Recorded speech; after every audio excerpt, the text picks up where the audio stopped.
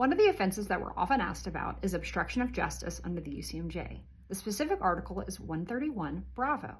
The elements of that offense are as follows: that the accused wrongfully committed a certain act, that the accused did so in the case of a certain person against whom the accused had reason to believe that there were or would be criminal or disciplinary proceedings pending, and that the act was done with the intent to influence, impede, or otherwise obstruct the due administration of justice.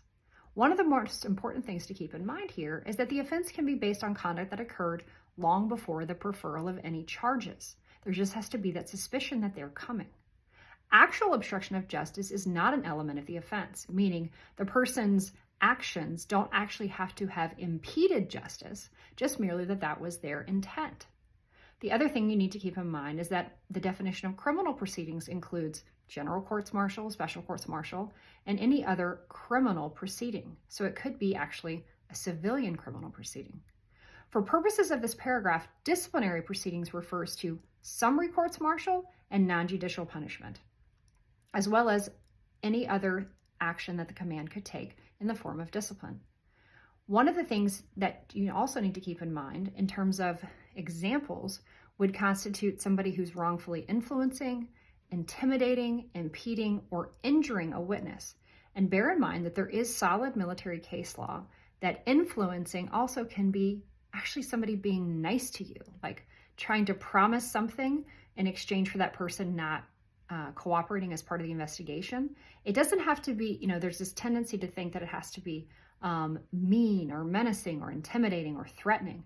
That need not be the case. One of the other things to keep in mind is that another example could be bribery, intimidation, misrepresentation, or through threat of force on another person, delaying or preventing communication of information relating to a violation of a criminal proceeding.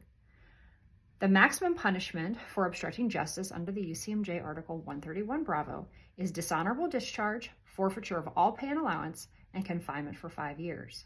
One of the things that we often caution our clients against is going out and committing what we call self-help, right? There's that tendency, especially when you're someone who's maybe a type A person, and it can be very difficult to sort of relinquish trust in the process. And we're not certainly encouraging that you just sit back and relax.